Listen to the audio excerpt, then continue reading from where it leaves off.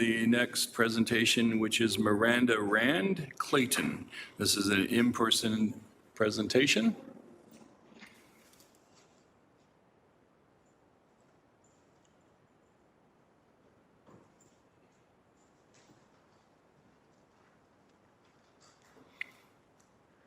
You can move the microphone so that it's at the right, perfect. And then when you begin speaking, we'll begin timing the presentation. Okay. So hi everyone, my name is Rand. I'm a PhD student in the School of Social Work at McMaster, and I'm here today to ask that you vote down the motion to remove encampments from parks. My first eye-opening experience to how bad the housing crisis in Hamilton is was during my first undergraduate social work placement in the summer of 2018. I was at a hospital diversion program for people experiencing mental health crises. We had a policy of not discharging people to the street after they stayed with us because we knew that would not be conducive to healing, and why would we do that? I had to make myself a list of every single shelter in Hamilton, and a regular task for me became making calls for beds whenever we discharged someone. All day, every hour or two, I'd call through every shelter. I'd talk to other exhausted workers who would have to tell me there were no beds available. A victory for me, but a very sad victory, was when I convinced a shelter worker to let my discharge service user sleep on a chair at the shelter that night, so she'd at least already be there the next time somebody left and could get a bed. 6.5 years ago, I, as an undergraduate social work student, would have been able to tell you that the shelter situation in Hamilton is abhorrent. 192 indoor shelter beds and 80 outdoor shelters sounds like a lot on paper, but the reality is it's nowhere near enough, especially not now. The Homeless Hub is a project of the Canadian Observatory on Homelessness housed at the Faculty of Education at York University. The number they have listed for the total number of unhoused people in Hamilton is 545, but that number is from 2022 and likely underreports the actual number, which, hearing some other numbers shared by others, I think is very true. The same resource lists the number of shelter beds in Hamilton as of May 2023 as 265. If we add together 265 beds plus 192 plus 80, we get 537, which isn't even enough beds for the extremely lowball number from 2 years ago. Even not going by numbers, there are so many complications with shelter spaces. Finding space for marginalized service users was even more difficult. I was discharging a trans man and initially called around male shelters, which, like, another thing, why are all of our shelters gender segregated? Is that not weird to anybody? After being told by a shelter worker that he could come, but we're not responsible for what happens to him in the shower, we elected to call women's shelters instead to see if anyone would take him, knowing that as a male presenting person, he'd been on HRT for several years. It would be a really hard sell for a lot of them to take a male presenting person in the women's shelters. And that's just one case. What about when people have kids, but there's no family spaces left, when they have kids that are a different gender from them, so they can't share a shelter space? What about when people have pets that they can't leave behind, but no animals are allowed? Are all of the spaces physically accessible? Are there people who speak a variety of languages? Are there people who know sign language? Again, are all of them gender segregated? That's still weird. I don't know why we have that. And how long are they allowed to stay there for before they're asked to leave and once again booted to the streets? So all this to say that even if you had enough beds, that would not be a solution. Unhoused people are people, whole people with lives inherently deserving of agency and dignity. People who deserve housing that is long-term, safe, accessible, stable, and meets their needs. Removing encampments when you know people are there because they cannot get a shelter space or because that shelter space cannot meet their needs is nothing but cruelty for the sake of optics. People you have deemed undesirable, out of sight, out of mind, leaving you a clean slate to just think about re-election instead of serving the city in any meaningful way. Every social service is hanging by a thread, and ghouls in power at every level have been running with scissors, including many of you. You can choose to do better and make decisions based on compassion instead of cruelty at any time, and I do recommend starting today. Please vote down the motion to remove encampments. Thank you. Point of order, Chair.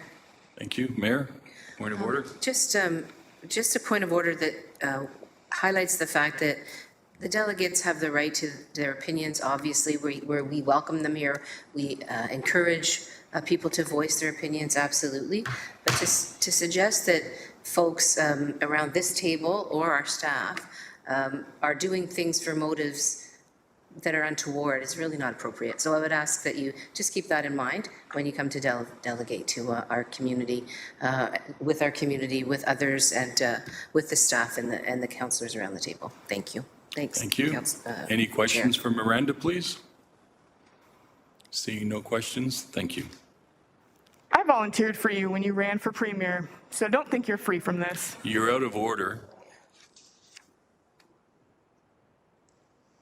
It's unfortunate that we can't ensure respect.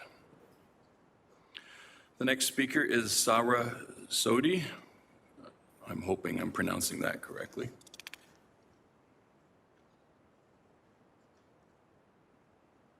And that's an in-person delegation.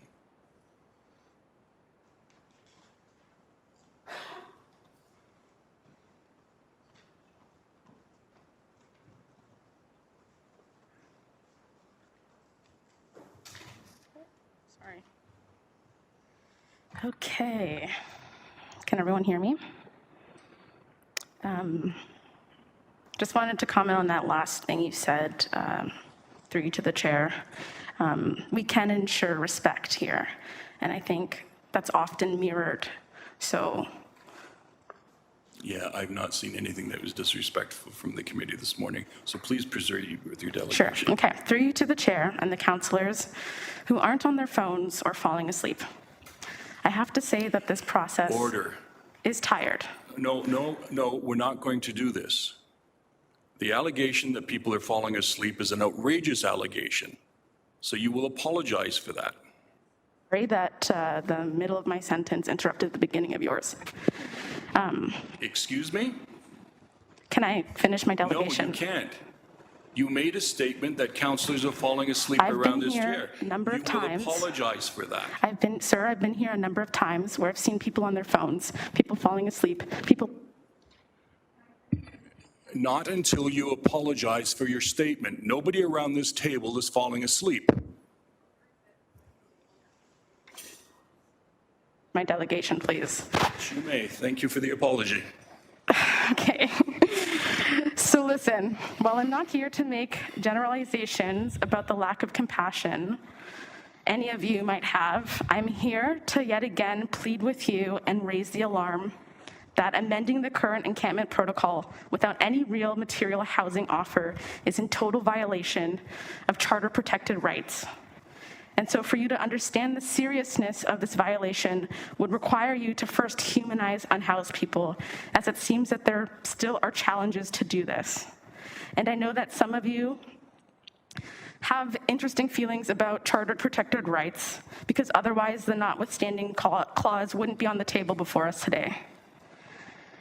But what I will say, as someone who has spent the first 8 years of my life in the shelter system, newsflash, the lack of shelter spaces, barriers for people to access shelter spaces remains the same almost 20 years later. And so I wanted to spend most of my delegation here kind of relating to the motion that was put forward, whoever was responsible for bringing this motion around amending the encampment protocol to ban encampments from all city parks. As math is also not my strong suit, I just have to ask, where did these numbers come from, right? Is all of council under the assumption that there are less than 300 unhoused people in our city? Because ruh-roh, that's really confusing. I'm pretty sure that the number doesn't reflect the accuracy of how many people in our city live unsheltered, and I think a lot of that actually has to do with disappearing and invisibilizing unhoused people, because we've come to conflate safety with discomfort and are now weaponizing this in our policies and legislation that have real impacts on people's lives, whether you see them as real or not. And so back to my math questions, I'll play along. So hypothetically, let's say that there is less than 300 unhoused people, and the plan is to create 272 or 192 temporary indoor and outdoor shelters. Doesn't that still leave people behind? Where did these numbers come from? That's a real question, and I look forward to hearing the answer, because this, on top of the notwithstanding clause motion, really makes it look like this is about revoking unhoused people's right to life, to dignified living spaces, and affordable housing. And so you might write me off as an encampment supporter and advocate. It has happened many times, although I do my due diligence, and I come here and I delegate and I engage in these processes. Sure, you can call me those things, but what I really am is an advocate for housing. having experience at such a young age with housing insecurity and being unhoused, what I believe is that everyone deserves the right to survive, the right to live and to be housed. These rights will be revoked if this motion goes through. And I will remind you that historically and presently, the direction we are heading towards is fascism. And if that isn't the direction that this council wants to head towards, it isn't too late to turn back the clock. I know that daylight savings time just passed, but it's not too late. Please vote this motion down. If your goal as council is to seriously address the housing crisis and not intensify it, stop investing in the infrastructure for displacing and criminalizing encampment residents who often have no other option but to live outside, and instead work harder and think more creatively about real, actual housing solutions. And let the proof be in the pudding. Vote this motion down. People often say that teamwork makes the dream work, so let us as organizations and individuals here today together hold our provincial and federal governments accountable for this manufactured mess we're in, and let's stop scapegoating the most vulnerable people in our city. They are already dealing with the brunt of institutionalized violence and vigilantism. Thank you. Thank you, Sarah, for your presentation. Are there any questions for this delegate? Seeing none, thank you for appearing today. Okay, councillors, we have 3 delegates who have not appeared. I just want to double check that we're not missing anyone. So Elizabeth Bloomfield, this was an in-person delegation. Is Elizabeth here? Okay. Rana Collier, virtually? No, thank you. And Sarah Dawson, virtually? Okay, thank you. So that concludes all of our delegations today. We now require an electronic vote to receive the delegations. May I have a mover and a seconder to receive the delegations? Moved by Councillor Kretsch, seconded by Mayor Horvath. All those in favor, please. It's a e-vote, I guess they call it.